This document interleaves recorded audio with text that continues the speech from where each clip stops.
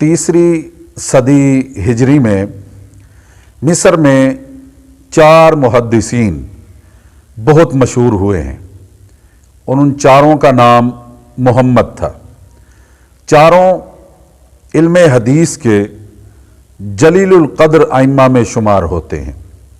ان میں ایک محمد بن نصر مروزی رحمہ اللہ، دوسرے محمد بن جریر طبری رحمۃ اللہ علیہ، اور تیسرے محمد بن منظر رحمۃ اللہ علیہ، اور چوتھے محمد بن اسحاق بن خزیمہ رحمہم اللہ۔ ان چاروں حدیث کے ائمہ کا ابن کثیر رحمۃ اللہ علیہ نے ایک عجیب واقعہ نقل کیا ہے۔ وہ فرماتے ہیں کہ یہ چاروں حضرات مشترک طور پر حدیث پاک کی خدمت میں مشغول تھے، اور بعض دفعہ ان کی علمی مصروفیت کی وجہ سے اور علم حدیث کی انہماک کی وجہ سے فاقوں تک جو ہے وہ نوبت پہنچ جاتی تھی۔ ان چاروں نے اکٹھے ہو کر ایک گھر میں علم حدیث کی خدمت کا پروگرام بنایا، اور یہ وہاں پر احباب جو ہیں وہ حدیث لکھنے میں مشغول تھے۔ تو چاروں نے مشورہ کیا کہ ہم چاروں میں سے ایک کو طلب معاش کے لیے نکلنا چاہیے تاکہ غذا کا بندوبست ہو سکے۔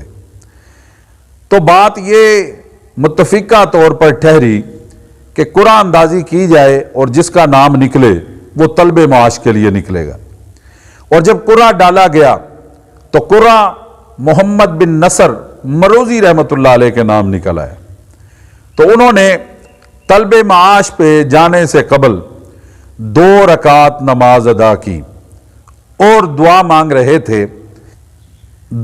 رہے تھے، اور یہ دوپہر کا وقت تھا کہ مصر کا حکمران احمد بن طولون سویا ہوا ہے۔ اس کو خواب میں حضور نبی کریم صلی اللہ علیہ وسلم کی زیارت ہوئی۔ آقا علیہ الصلوۃ والسلام نے احمد بن طولون سے فرمایا کہ اٹھو اور محدثین کی خبر لو۔ وہ بیدار ہوا، اور بیدار ہونے کے بعد اس نے لوگوں سے پوچھا کہ شہر بھر میں محدثین کون ہیں؟ تو لوگوں نے انہیں ان 4 محمد جن کا نام تھا ان کا پتہ بتایا۔